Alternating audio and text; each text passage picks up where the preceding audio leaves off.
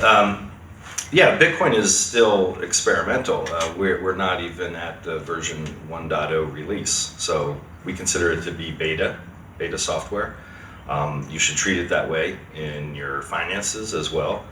It should not be your entire portfolio, and it's considered a speculative high-risk investment if you're using it for investment purposes. But I do think that there's still time to be an early adopter. I mean, it's 5 years old. This is a bootstrap currency, so it's like a baby that's learning how to walk. There will probably be 3 more years before we even start getting out of early adopter phase. So definitely opportunity for early adopters. Well, there's two kinds of legitimacy. There's market-based legitimacy, and then there's the state/legal-based legitimacy. So the fiat currencies are decreed by law. They also have the extra advantage of stating that that's the unit that you have to pay your taxes in. So through that demand, they artificially create that demand and they declare that legitimacy. That's not the same as consensus and market-based legitimacy, which we see on the increase every day in Bitcoin. The market-based legitimacy that you see is every time you see these announcements of a new merchant on the acceptance side accepting Bitcoin, it's proving its legitimacy through the market.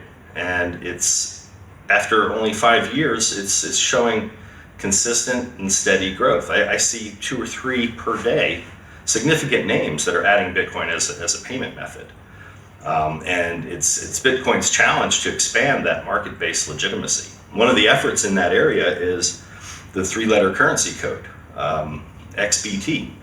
It's X because of the non-political association of the currency, and it's correctly placed in the category of XAU for gold and XAG for silver.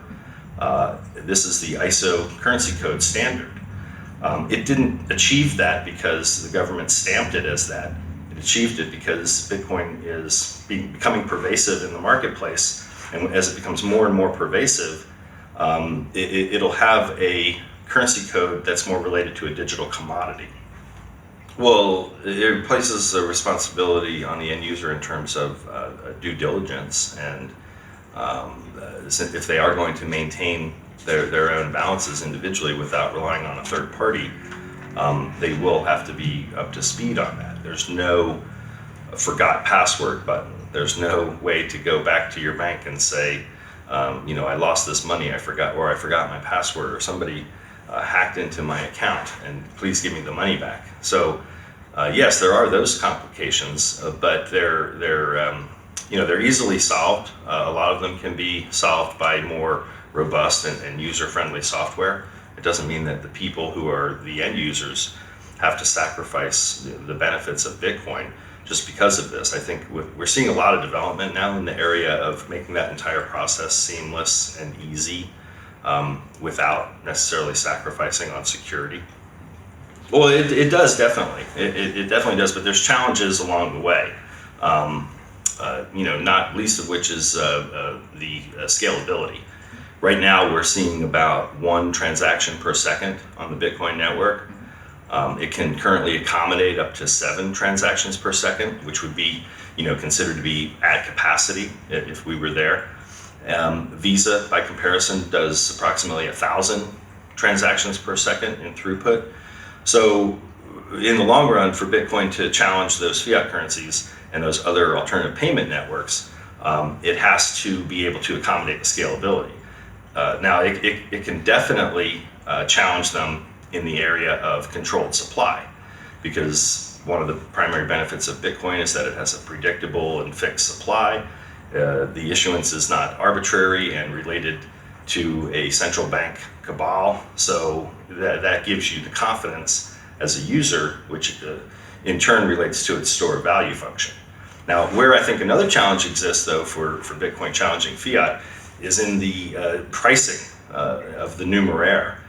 When we think of things in terms of price, we think of them now currently in terms of euro, in terms of dollars, and we convert in our head mentally what that means in Bitcoin.